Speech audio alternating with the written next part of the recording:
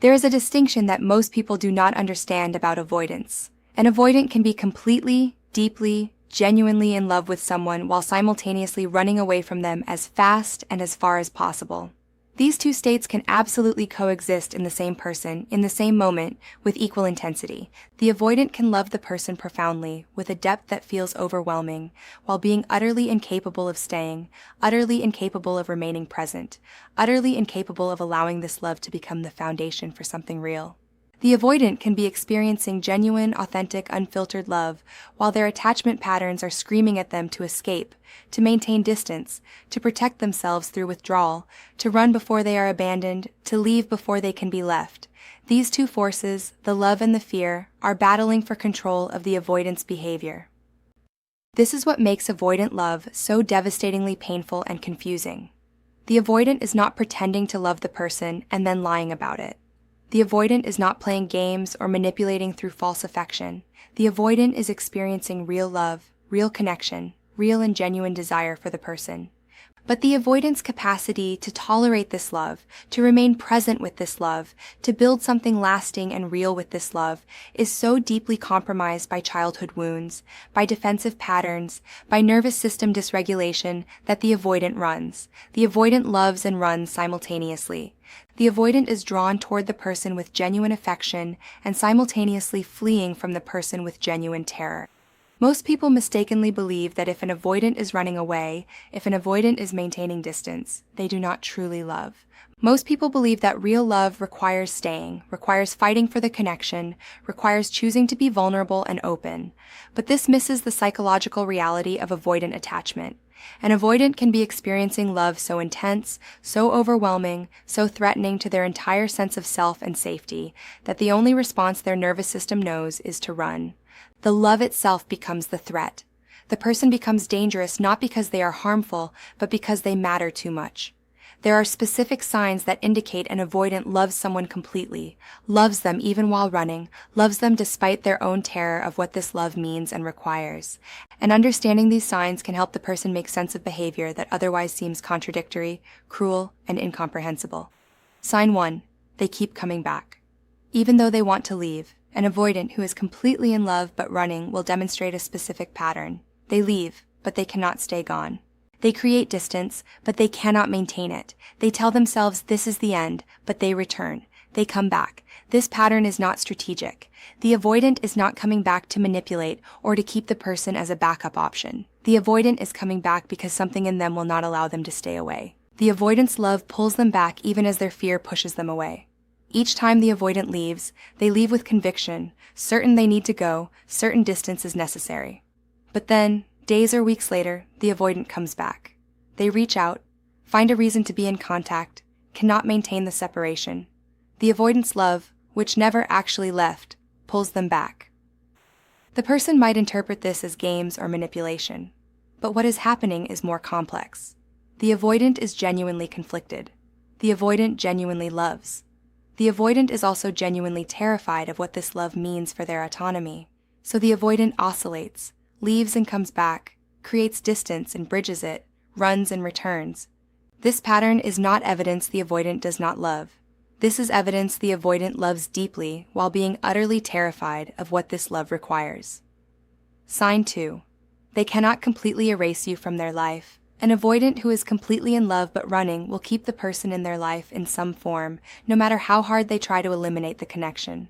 They might try no contact, try to cut the person off completely, try to pretend the person never mattered, but they cannot follow through. The avoidant maintains social media connections they should unfollow. They keep the person's number even though they could delete it. They find reasons to interact with mutual friends to hear about you indirectly. They notice when you have posted something and view it secretly. They create small ways to stay connected while maintaining the appearance of distance. This inability to erase the person completely differs from keeping backup options. This is the avoidance emotional system refusing to let go even while their defense system screams for distance. The avoidant cannot cut the person out because the connection matters too much. The avoidant might try again, delete messages, block numbers, unfriend you. But these attempts are temporary. The avoidance resolve weakens, they reestablish contact. This inability to erase the person is evidence of genuine love. If the avoidant did not truly love, they would have no problem cutting the person out completely. They could walk away and never look back. But they cannot do this because the person means something. The person matters. The avoidant loves the person, even while running. Sign 3. They are obsessively thinking about you, even while maintaining distance. An avoidant who is completely in love but running is plagued by obsessive thoughts about the person. The avoidant cannot stop thinking. They think when they wake, throughout the day when they try to sleep. They find themselves checking your social media, driving past places you might be, wondering what you are doing, who you are with, whether you are thinking about them. This obsessive thinking is not something the avoidant wants. They would prefer to stop, to move on, to be free of these thoughts. But they cannot stop. The person has taken up residence in the avoidant's mind, and the avoidant is powerless to evict them. The obsessive thinking contrasts sharply with the avoidant's behavior. The avoidant is creating distance, maintaining coldness, refusing vulnerability, but internally, they are consumed with thoughts of the person. Internal and external worlds are fundamentally misaligned. This obsessive thinking is evidence of genuine love. An avoidant who did not truly love would think about the person rationally, without obsession, without constant return of thoughts. But an avoidant who is completely in love cannot control this. The person has taken up consciousness space, and the avoidant cannot reclaim it. The avoidant might be ashamed of this obsessive thinking, might try to hide it, might pretend they do not care while internally consumed. But the thoughts persist because the love is real and profound. Sign 4. Their running causes them visible internal conflict and pain. An avoidant who is completely in love but running will demonstrate signs of genuine internal struggle. They are not running with ease or certainty. They are torn apart by the contradiction between their love and their need to escape. This internal conflict is visible. The avoidant might seem tense, anxious, conflicted. They act coldly and then show regret. They distance and then seem pained. They explicitly state they are struggling, that they do not know what to do, that they are torn between staying and leaving. The avoidant might say, I cannot be in this relationship, but I cannot leave. I love you, but I cannot be with you. I want to be with you, but I cannot do this. These statements are not manipulation. These statements are genuine experience. The avoidant is experiencing real conflict between love and fear, and this conflict causes real pain. An avoidant who did not truly love would have an easy time leaving, would maintain distance without struggle, would move on smoothly. But an avoidant who is completely in love cannot do this easily. The avoidant is torn, in pain, struggling. This internal struggle, this visible pain, is evidence of genuine love. The avoidant is not comfortable with their behavior. The avoidant is not at peace. The avoidant is suffering from the contradiction between what they feel and what they are doing. This suffering indicates something real and profound. They love the person, and this love is tearing them apart. Sign 5. They reveal vulnerable truths only to you that they hide from everyone else. An avoidant who is completely in love but running will share vulnerable parts of themselves with the person that they hide from the rest of the world. These moments of vulnerability are rare and precious. The avoidant will lower their defenses briefly and show the person parts of themselves that they show no one else. The avoidant might share fears about their childhood, about their patterns, about why they are the way they are. The avoidant might admit things they have never admitted to anyone else. The avoidant might cry in front of the person when they do not cry in front of anyone else. The avoidant might express needs and wants that they hide from the rest of the world. These moments of vulnerability are followed by regression. The avoidant shows this vulnerable side and then immediately retreats, immediately rebuilds the walls, immediately reinstates the distance. The avoidant seems to be embarrassed by the vulnerability, seems to need to compensate for it by being extra cold or distant. But the fact that these vulnerabilities exist, that the avoidant is capable of sharing them with the person, is significant. The avoidant does not share this side of themselves with everyone. The avoidant reserves these vulnerable moments for people they truly trust, people they truly care about, people they truly love. That the avoidant shows these vulnerable parts to the person is evidence that the person holds a special place in the avoidant's heart. An avoidant who did not love the person would maintain perfect distance, would never allow these vulnerable moments to emerge, would never risk being seen in this way. But an avoidant who is completely in love cannot completely suppress this vulnerability. The love breaks through the defenses periodically. The avoidant's true self, their scared and vulnerable true self, glimpses through the protective walls. Why all 5 signs together confirm genuine love? When 1 or 2 of these signs appear in isolation, they might be ambiguous. An avoidant might come back once and it could be a brief moment of weakness. An avoidant might obsess briefly and then move on. An avoidant might show one moment of vulnerability and then retreat. But when all 5 signs are present simultaneously, when they are working together, the picture becomes clear. This is not manipulation. This is not a game. This is not strategic behavior designed to keep the person available as a backup option. This is genuine love creating genuine conflict within the avoidant. The pattern of the avoidant keeping coming back despite genuinely wanting to leave, combined with their inability to erase the person from their life, combined with their obsessive thinking, combined with their visible internal struggle, combined with their periodic vulnerability, this pattern can only be explained by one thing: the avoidant genuinely loves the person. When these signs work together, they create a portrait of someone who is torn apart by their own conflicting needs. The avoidant needs to escape, needs to protect themselves, needs to maintain autonomy. But the avoidant also needs the person, cares about the person, loves the person.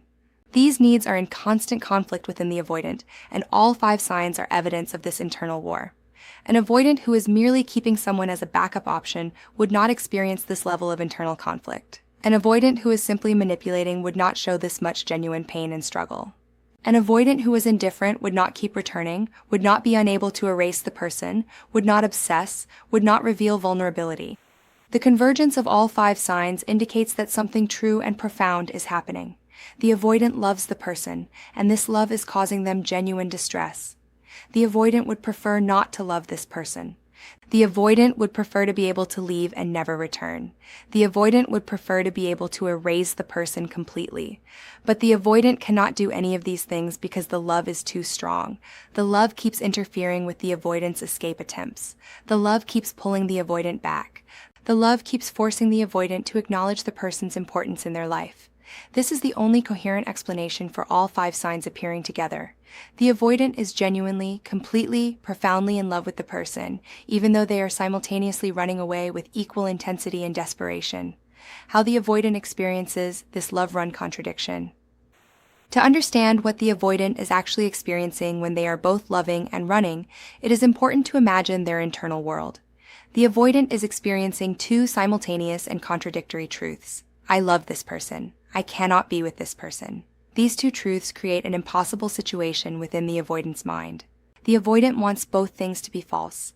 The avoidant does not want to love the person because love means vulnerability. The avoidant does not want to have to run because running means acknowledging that they are scared, that they are damaged, that they are not capable of what they wish they were capable of. But both things are true, and the avoidant is forced to live in this contradiction. The avoidant tries to solve this contradiction through distance, through coldness, through creating space between themselves and the person. The avoidant believes that if they can just put enough distance between themselves and the person, if they can just become cold enough, if they can just convince the person that they do not care, then the love will go away. But the love does not go away. The distance makes the love hurt more, not less. The coldness does not kill the love but makes the avoidant feel guilty about the coldness. The space between the avoidant and the person makes the avoidant long for closeness even more. So the avoidant is left managing an impossible situation. The avoidant is trying to run from love while being unable to escape the love. The avoidant is trying to convince themselves and the person that they do not care while caring deeply. The avoidant is trying to maintain distance while being unable to stop thinking about the person. This is torture for the avoidant, though the avoidant may never admit this. The avoidant is suffering. The avoidant is caught between 2 impossible positions. The avoidant is damned if they stay and damned if they leave. This is the lived experience of an avoidant who is genuinely in love but running away. How the person can recognize these signs in real time. The person does not have to wait for years to see these signs. The person can recognize them in real time. When the avoidant comes back after having left, the person can recognize this for what it is: evidence of love breaking through the defense mechanism. When the avoidant cannot erase the person completely, the person can recognize this as evidence of the person's importance. When the person discovers that the avoidant has been checking their social media or asking mutual friends about them, the person can recognize this as evidence of obsessive thinking rooted in love. The person can also recognize the avoidant's internal conflict. When the avoidant seems torn, when the avoidant says things like, "I love you, but I cannot be with you," when the avoidant seems to be struggling with their own behavior, the person can recognize this as evidence of genuine love being contradicted by genuine fear. The person can also recognize the vulnerability. When the avoidant shares something they have not shared with anyone else, when the avoidant tears up or shows emotion, when the avoidant admits something about themselves that they usually hide, the person can recognize this as evidence that the avoidant trusts the person deeply. By recognizing these signs in real time, the person can avoid the trap of believing that the avoidant does not care. The person can hold on to the knowledge that they are loved, even while being hurt by the avoidance running. This knowledge can be grounding and clarifying. It can help the person make decisions from a place of truth rather than from a place of confusion about whether they matter. The reality that love is not enough.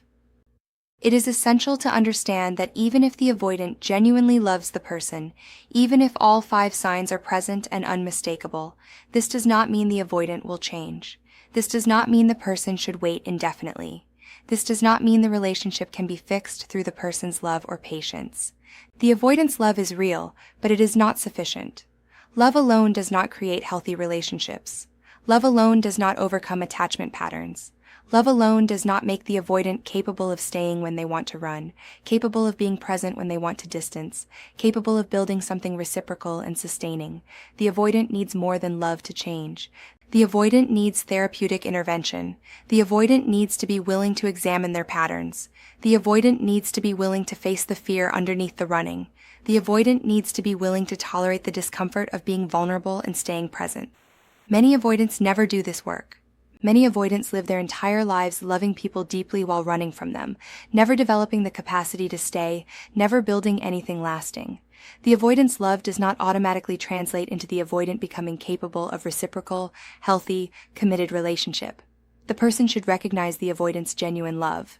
The person should not question whether they are loved or whether they matter, but the person should also be realistic about whether this love, without the avoidant's willingness to change, is enough to build a sustainable relationship on. It is critical to understand that these signs of genuine love are different from the signs of manipulation. An avoidant who is manipulating is strategic. An avoidant who is manipulating is calculating. An avoidant who is manipulating is in control, but an avoidant who is genuinely in love while running is not in control. The avoidant is conflicted. The avoidant is struggling. The avoidant is being pulled in 2 directions. Manipulation looks like the avoidant strategically coming back when the person is about to move on. Genuine love looks like the avoidant coming back involuntarily, because they cannot help themselves, because their love keeps pulling them back. Manipulation looks like the avoidant keeping the person in their life as a calculated move to maintain control. Genuine love looks like the avoidant's inability to erase the person despite genuinely wanting to, despite believing that erasing the person is necessary. Manipulation looks like the avoidant thinking about the person strategically, maintaining knowledge of the person to use against them. Genuine love looks like the avoidant's obsessive, unwanted thinking about the person, the thoughts that the avoidant cannot control. Manipulation looks like the avoidant smoothly maintaining distance without struggle or regret. Genuine love looks like the avoidant's internal conflict, the avoidant's visible pain, the avoidant's struggle with their own behavior.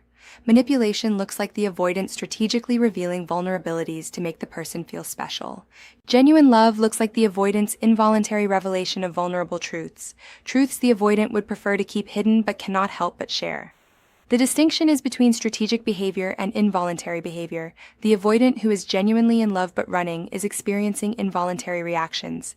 The avoidant's love keeps breaking through their defenses. The avoidant cannot control their own behavior as much as they wish they could. What this means for the person. Understanding that an avoidant can be completely in love while running away is important for the person's clarity. The person no longer has to question whether the avoidant cares. The avoidant clearly cares. The avoidant is struggling precisely because they care. The person is no longer uncertain about the avoidant's feelings. The person can have confidence that the avoidant loves them. But understanding that the avoidant loves them deeply does not mean the person should wait indefinitely for the avoidant to overcome their patterns. Love alone is not enough to sustain a healthy relationship. The avoidant's love does not translate to the avoidant being capable of commitment, being capable of consistency, being capable of reciprocal investment. The person should recognize the avoidant's love as real and significant. The person should also recognize that genuine love is not sufficient. The avoidant needs to do the work to address their attachment patterns. The avoidant needs to become capable of staying when they want to run. The avoidant needs to become capable of being present when every instinct is telling them to distance. the person should not use the avoidance love as justification to remain in a painful dynamic. The person should not interpret the signs of love as permission to accept the avoidance running, to accommodate the avoidance distance, to organize their own life around the avoidance fear. Instead, the person should use the understanding of the avoidance genuine love to make a clear decision. Do I want to invest in someone who loves me, but is not currently capable of showing this love in healthy ways? Am I willing to wait while this person does the work to become capable, or do I deserve someone whose love translates into consistent presence and reciprocal commitment? These are honest questions. The person should answer them honestly, should make decisions based on their own needs and well-being, should not sacrifice their own life for an avoidant who is struggling to overcome their patterns. The truth about loving an avoidant who is genuinely in love with you. The truth is that loving an avoidant who is genuinely in love with you but running away is one of the most painful experiences a person can have. The person is loving someone who loves them back but cannot seem to stay. The person is being loved by someone who is terrified of this love. The person is in a connection where there is genuine feeling but no capacity to build something real from it. The avoidance love is real, but it is not safe. The avoidance love does not translate into safety or security or the ability to depend on the avoidant. The person can feel the avoidance love and simultaneously experience the avoidance absence. The person can know they are loved and still feel abandoned. This is the contradiction that makes loving an avoidant so difficult. The person is not unloved. The person is not insignificant. The person is not unmattered. The person is loved genuinely and deeply, but the person is also being run from. The person is also being distanced from. The person is also experiencing the avoidance withdrawal. The person has to decide whether they can tolerate this contradiction. The person has to decide whether they can accept being loved while being run from. The person has to decide whether they can hold space for an avoidance love while protecting themselves from the damage that the avoidance running causes. For some people, the answer is yes. For some people, the knowledge that they are genuinely loved, even while being distanced from, is enough to justify the pain. For other people, the answer is no. For other people, being loved is not enough if that love does not translate into safety and presence. There is no wrong answer. The person should make the choice that honors their own well-being, that respects their own needs, that protects their own heart. But the person should make this choice with the knowledge that the avoidance love is real, that the avoidant is genuinely struggling, that the avoidant is not indifferent to the person. The person can choose to stay or choose to leave, but the person should choose with this knowledge in place.